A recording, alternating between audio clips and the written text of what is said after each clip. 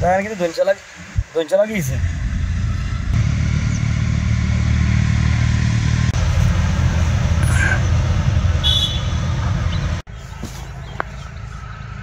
এত রৌদ্র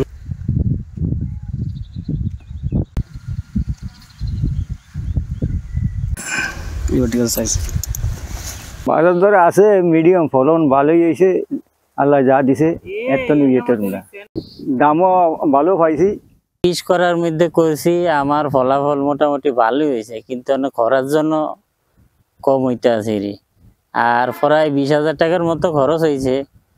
তো এখন কৃষি অফিসাররা আমাদেরকে আসে নাই, আসলে মনে হয় যে মোটামুটি ভালো হইতো। এরা দেখতো কি বুদ্ধি লাগে বা কি লাগে, ওষুধ সার ওষুধ হেরি বলতো, তাহলে আমরাও উপকৃত হইতাম। হাইমচর উপজেলায় এবছর প্রায় 35 হেক্টর জমিতে বাঙ্গিরা আবাদের লক্ষ্যমাত্রা ধরা ছিল। আমরা 35 হেক্টরই আবাদের লক্ষ্যমাত্রা অর্জন করেছি।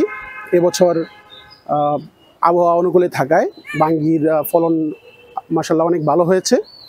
আমরা কৃষক ভাইদেরকে পাশে থেকে আবাদ বৃদ্ধি এবং উৎপাদন বৃদ্ধির জন্য সকল ধরনের পরামর্শ দিয়ে যাচ্ছি। আমি রামগঞ্জ থেকে আইছি, এখানে বাংলা বাজার আইছি। এই ক্ষেতের থেকে হুট কিনে নিয়ে আমি বিক্রি করি, খুচরা বিক্রি কইরা আমার সংসার চলে।